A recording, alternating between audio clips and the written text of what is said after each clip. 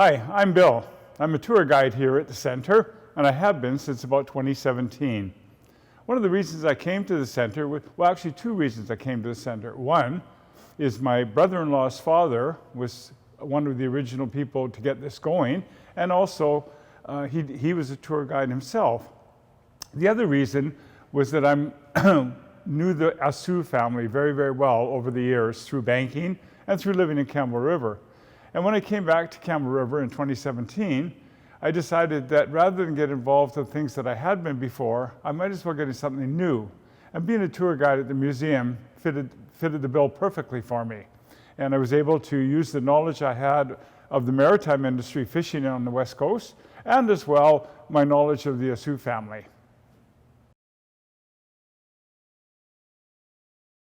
The reason we're here is this vessel, the BCP number 45. BCP stands for British Columbia Packers, which was a major fishing company going back 50 to 100 years ago. They're no longer in existence, but that's the way things go. BC Packers owned the fish boats, they owned the nets, they owned the fuel, they bought the fish from the fishermen. It was just like the old Hudson's Bay Company in northern Canada. This vessel, the BCP number 45, was built in 1927, and her sisters that year were the 44 and the 43.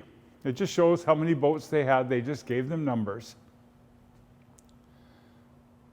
Up until 1941, First Nations people and Japanese Canadians were not permitted to be skippers nor to own large vessels.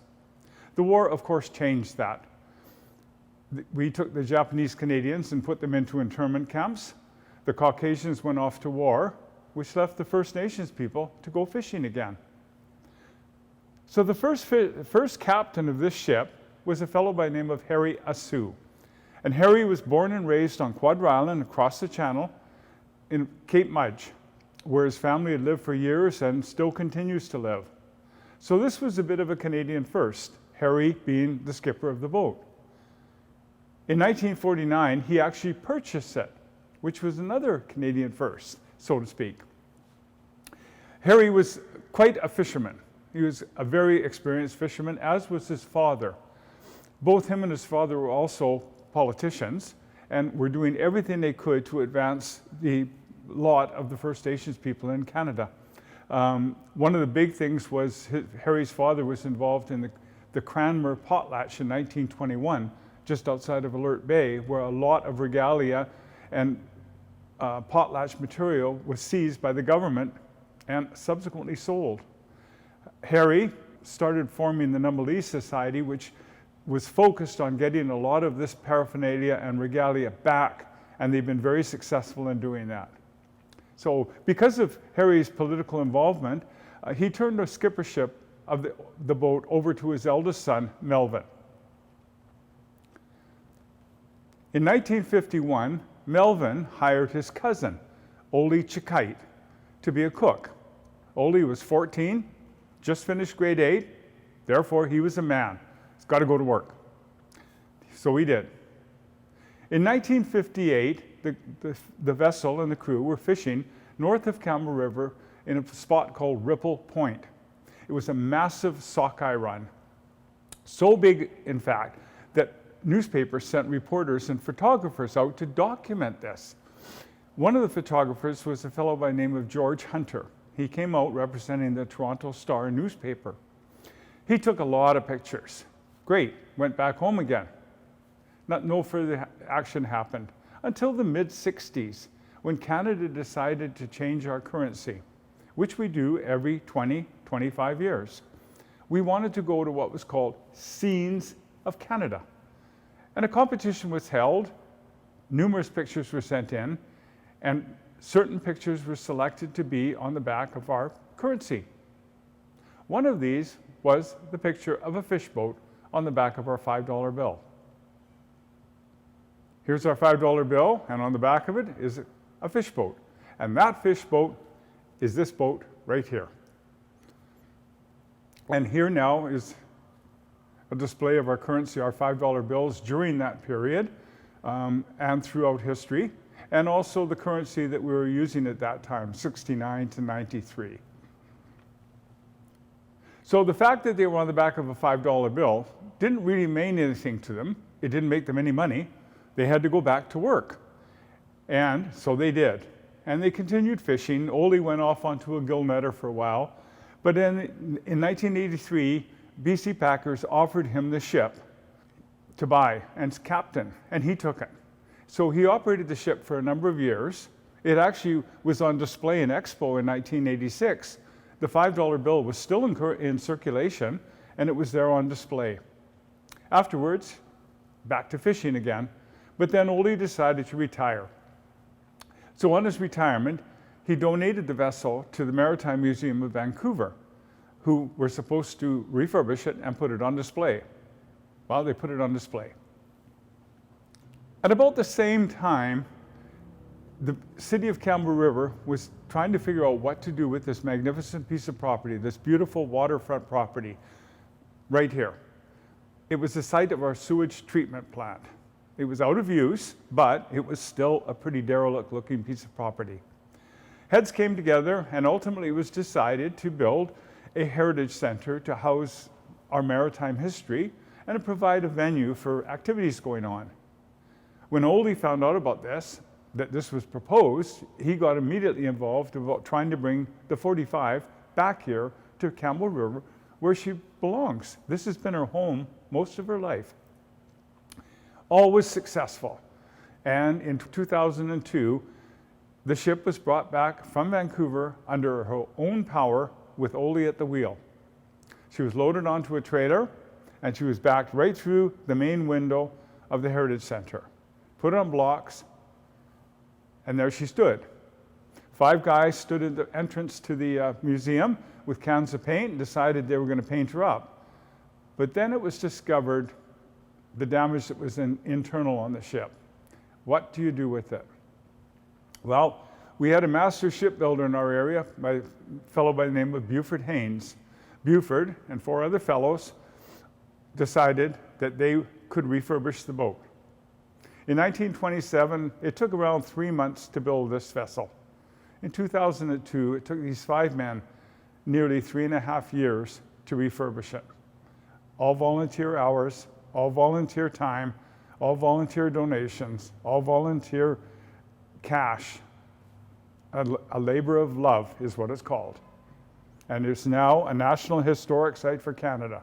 And on the west coast of North America, we don't have too many National Historic Sites because our Canadian history doesn't go back that far like it does on the East Coast. But anyways, we're honored to be part of National Historic Site of Canada. An interesting story about Harry. He and his wife Ida were on a CP Air, Canadian Pacific Airlines flight to Hawaii many years ago for their 50th wedding anniversary. And those are the days when on an airplane you wore a tie, women wore high heels, and the captain would come out and talk to people. Well, in this particular case, he did. He came out to talk to Harry and Ida to congratulate them on their 50th wedding anniversary. And throughout the conversation, it came to pass that the captain asked what Harry. Ida said, "Oh, Harry, show him a picture of your boat." So Harry pulled out a $5 bill out of his wallet and showed the captain. And I understand for the rest of the flight, he did nothing but autograph $5 bills and pass them out amongst all the passengers on the airplane.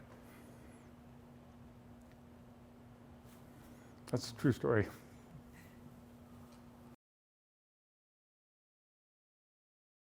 Okay, we're going to digress from the boat for a few minutes here and talk about Campbell River. Campbell River is famous for 2 things, one of which is called, we are the salmon capital of the world. But there's quite a few other cities and towns on the west coast of North America that call themselves the salmon capital of the world as well. And going back a number of years ago, yes, Campbell River was the salmon capital of the world. The rich and famous flocked here in the 20s and 30s to stay at Painter's Lodge and enjoy catching salmon. There's still a lot of salmon out there today, but not quite as much as there used to be. But one thing that separates Campbell River is called Tyee Pool and the Tyee Club of British Columbia. Now, I don't know all the details, but basically, Tyee Pool is just on the other side behind our Canadian Tire store, and it's a big depression in the ocean where the Tyee, which is a Chinook salmon over 30 pounds, congregates to run the Campbell River in the fall. To belong to the Tyee Club, as I understand it, is to catch one of these Tyees in this pool. That sounds easy, except it has to be done with very light tackle, very light rod, very light fishing line, with a barbless hook, trying to catch a fish that has fresh water in its mouth, or therefore not eating. And the best way to catch them is to simply annoy them. And the best time to do that is at about 5 o'clock in the morning. So if you can meet all the criteria to catch a Tyee, a 30-pound Chinook or more, then you can have a chance to belong to the Tyee Club. Now again, I don't know all the rules, but that's basically it.